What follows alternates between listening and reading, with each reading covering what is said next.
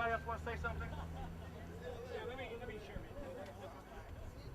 Ladies and gentlemen, let me share a brief Arabic story with you. Oh, here we got something. There was Come over here. a man who was a teenager. After he turned 20, he decided he wanted several wives. He took several wives, several of which were under the age of 12.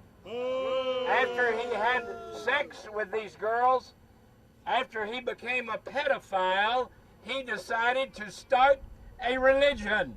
And he started a religion based on that principle of pedophilia. His name was Muhammad. Muhammad.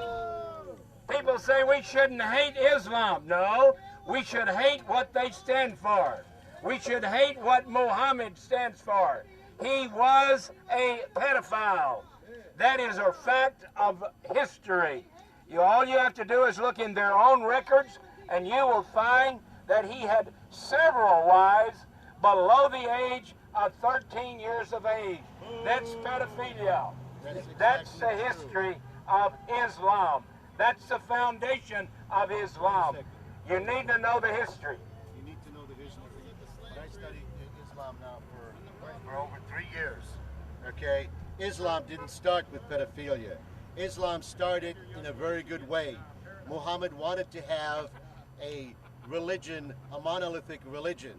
Along the way, he could not get enough followers. And when his one wife died, who he was very faithful to for many years, when that wife died, he had a midlife crisis. And that's when Islam became a religion of hate and fire. How did he get people to join his religion? Because he got a bunch of unemployable Arabs that told him that God wants you to kill all those kafirs, those people that are not part of the Muslim religion. If they're not Muslim, whatever they have, you can have. They have no right to own anything. They have no right to be anywhere. All they have a right to is to cower and beg for mercy. That's when the religion of Islam became what it is now, a religion of hate and intolerance. Okay, that's your time, sir. Do you have a rebuttal, sir? Just simply to say, the real history, go to the history books, the real history is Muhammad, they say he's the man who started their religion. I'm not going to argue with them. They say he started the religion. That's what their books say. And he started it as a pedophile. And that's the history. That's the real story. Sounds like a little bit of a dissension in the ranks occurring here at the protest. What's going on? What do you think about all this?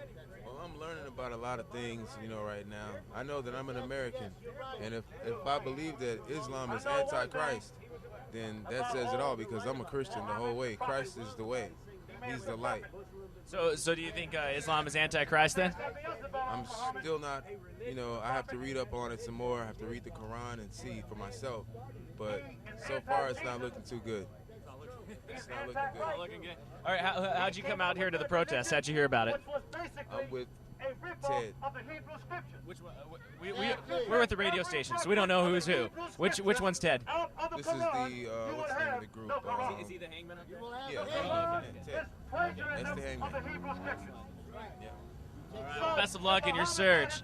Do you think ultimately that if the things they're saying are true, if they're telling the truth about Islam, do you think people that are in this nation that are practicing Islam and are Muslims should not be allowed to practice their religion? No, because when the world ends, people will part their ways then. And, when the world ends, that's when people will go to their destination point. So you can believe all you want to, but the people who want to go that way will go that way, So you think if they should be allowed to practice their religion, but then when Christ comes again, they're going to ultimately end up in hell? I mean, that's what's going to happen. It's not, everyone has a choice. Everybody doesn't want to go to live where everything is all nice. People don't feel that in their hearts. Honestly, I can look at people and tell, do they want to be humble? Do they want to be, what's the word? do they really want to feel comfortable in their own skin? And their answer will be no. You know, I can look at a lot of people and tell that they don't care about living this life that Christ promised you. Thanks so much. Have a good one. What city are you from? I'm from Chicago. Yeah. Excellent. I've been in California for all of 30 days, and I can honestly say this is possibly one of the most godless states in America. But I'm glad that this type of stuff happens here, because this would not have gone as well in Chicago as it's going right now here, because people are actually communicating and talking it out. Thanks so much. Let's go get the hangman, and then I think we can head out. Yeah, where'd he go?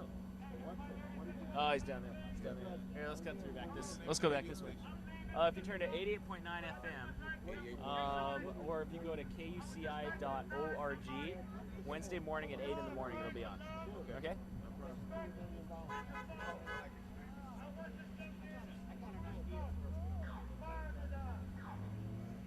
You're getting the little kids out there. There's some child protesters. Here, let's come around to the hangman here. Wait, have you hugged a Jew today? Wow. Go ahead and tell us, what are you doing out here, and what's the message you're trying to get across? I'm a member of the B'nai Elim, and it's a Jewish organization, defense of Jews all over the world, mainly in the United States right now because of obviously what's going on, why we're here all today. And what's the message? What are you trying to let everyone know about CAIR and about the organization that they run? Well, CAIR is basically the building over there that has CAIR on it. Is basically a subsidiary, quiet, their way of keeping terrorism on the lowdown, basically. It's just a front. And what they do is they collect money from Muslim organizations all over the United States and from abroad, and they take this money and they compile it and they send it to Egypt, they send it to Jordan, they send it to Hezbollah, they send it to the Hamas, they send it all over the place, and that is basically, it does go for the production of terrorism and bombs, especially inside Israel. What do you ultimately want to see happen to CAIR? What do you want to see with the Islamic community, especially in America with the threats we have? What do you think is the ultimate goal, at least, of your group? Well, I think with most of the Christian population of the United States and throughout the world will support Israel and the Jewish people, and what will eventually happen is places like CAIR and all the rest of the Islamic terrorists will go down. And that's what will happen. Mark my words. How soon do you think that can happen? Realistically, I mean, CAIR is a really big organization. It's got a lot of funding. Do you think that this is a realistic goal? Do you think it'll take more protests? What do you think it'll ultimately take?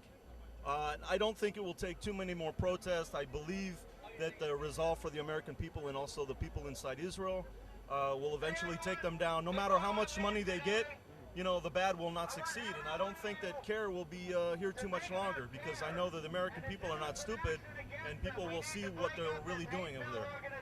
That's how I feel. Great, thanks so much.